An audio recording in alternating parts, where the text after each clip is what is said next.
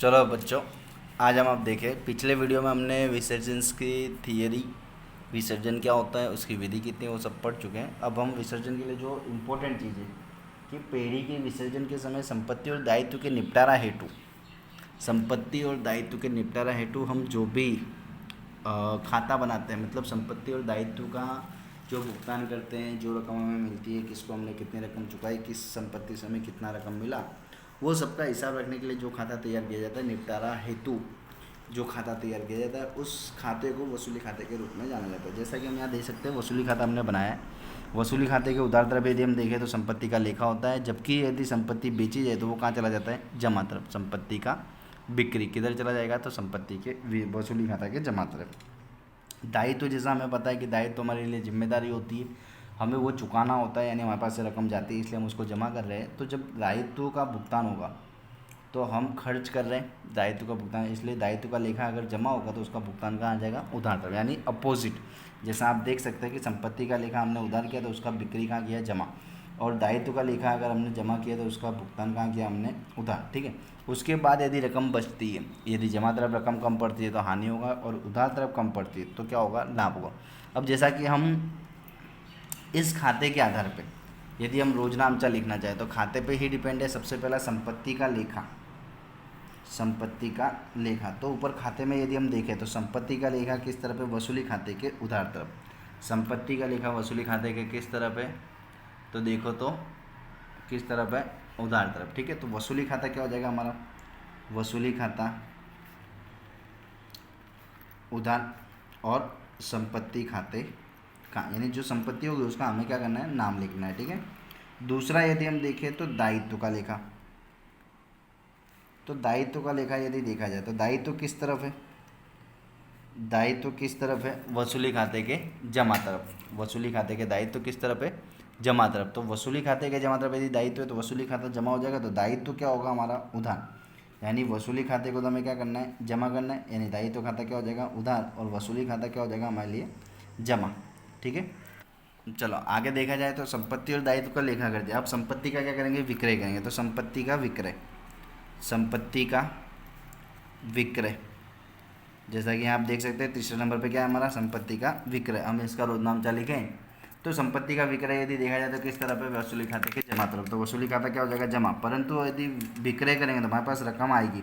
अब वो रकम या तो रोकड़ हो सकती है या तो चेक हो सकता है, इसलिए रोकड़ या तो बैंक खाता क्या हो जाएगा, उधार, और वसूली खाता क्या हो जाएगा हमारा, जमा। ठीक है। नेक्स्ट चौथा हमारा आता है दायित्व का भुगतान, दायित्व का भुगतान।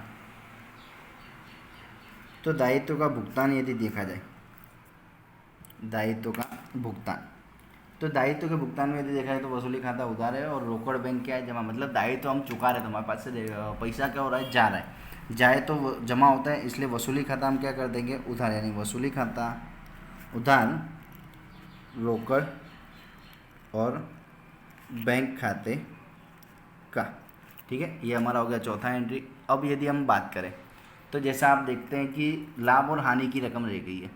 यदि हमें लाभ की एंट्री करनी है तो लाभ किस तरफ है, वसूली खाते के उधार तरफ। यदि हमें लाभ की एंट्री करनी है तो लाभ किस तरफ है, वसूली खाते के उधार तरफ। यदि लाभ हो तो, लाभ हो तो एंट्री क्या होगी, और हानि हो तो एंट्री क्या होगी। अब हमारे पास सिर्फ ये दो ही रह गए, क्योंकि संपत्ति और दायित्व का भुगतान लेखा करने के बाद यदि हमें कुछ बच जाएगा तो या तो वो लाभ होगा या तो वो हानि होगा। अब जो लाभ और हानि का वितरण करेंगे, वो लाभ और हानि का वितरण किसके बीच होगा, तो साझेदारों के बीच। ठीक है। तो साझेदारों को यदि देखा जाए तो वसूली खाता तो उधार तरफ है लाभ, तो वसूली खाता क्या हो जाएगा, वसूली खाता क्या हो जाएगा, उधार। वसूली खाता में लाभ यदि देखो तो लाभ किस तरफ है, उधार तरफ। तो वसूली खाता के उधार तरफ यदि लाभ है तो वसूली खाता हमने क्या कर दिया यहाँ पे, वसूली खाता उधार कर दिया। ठीक है। और लाभ के लिए साझेदारों की पूंजी को क्या कर देंगे, जमा, यानी साझेदारों की पूंजी खाते, पूंजी खाते का। ठीक है। अब हानि की बात करें तो हानि आप देखो तो वसूली खाते के किस तरफ है, तो जमा तरफ। ठीक है। तो वसूली खाता हमारा क्या हो जाएगा, जमा हो जाएगा। तो वसूली खाते की हम बात करें तो वसूली खाता हमारा जमा होगा, तो साझेदार की पूंजी क्या हो जाएगी, उधार। मतलब साझेदारों की पूंजी खाते उधार और वसूली खाते का। ये हमारा यहाँ पे आप देखो तो वसूली खाते के बारे में, यानी विसर्जन का जो सबसे इम्पोर्टेंट टॉपिक है उसके बारे में। वसूली खाते को दूसरे माल संपादन खाते के नाम से भी जाना जाता है। ध्यान रखिएगा आप कि वसूली खाते को हम माल संपादन खाते के नाम से भी जानते हैं। ठीक है, अब यदि हम बात करें तो जैसा कि हमने देखा वसूली खाता पूरा यहाँ पे हमने वसूली खाता बनाया, पर सबसे इम्पोर्टेंट टॉपिक है कि वसूली खाते को दूसरे माल संपादन खाते के नाम से भी जाना जाता है।